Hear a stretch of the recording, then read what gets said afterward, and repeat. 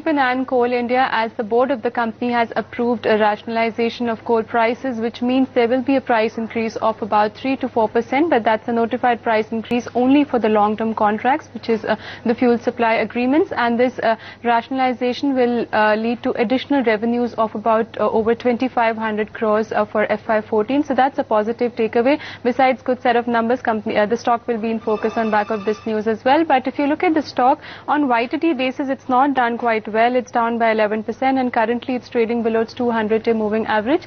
Yesterday, though, the stock was up by about 1%. Moving on to HPCL and GAIL, which will be in focus, as some of the newspaper reports have suggested that HPCL has teamed up with GAIL in order to revive its Andhra Pradesh petrochemical project, which is worth about 32,000 crore, and the company will be looking out for a foreign partner for its petrochemical project, and it has sought a month's time in order to submit the revised project proposal. So keep an eye on both these counters, HPCL as well as GAIL.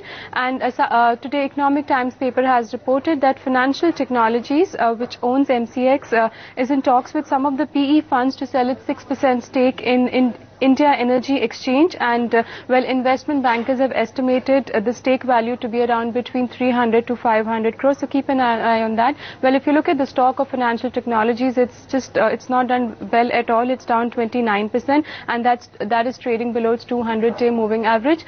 Some of the earnings which came post-market as yesterday will be reacting to their numbers today. Starting up with NALCO, well, good set of numbers reported by the company. Well, the operating performance this time around was really good. If you look at the margins, they came in at about 23% versus 17.5%, which were reported in the corresponding quarter. And talking about the PAT figure, that was way above our poll of 150 crore. Company reported a PAT of about 246 crore, which was actually down on YOY basis by about 13%. And if you look at the sales figure, that was up by about 5%. So keep an eye on NALCO. The other counter will be Tata Chemicals. Company posted a loss of about 188 crore, and the sales during the quarter was down by about 1%.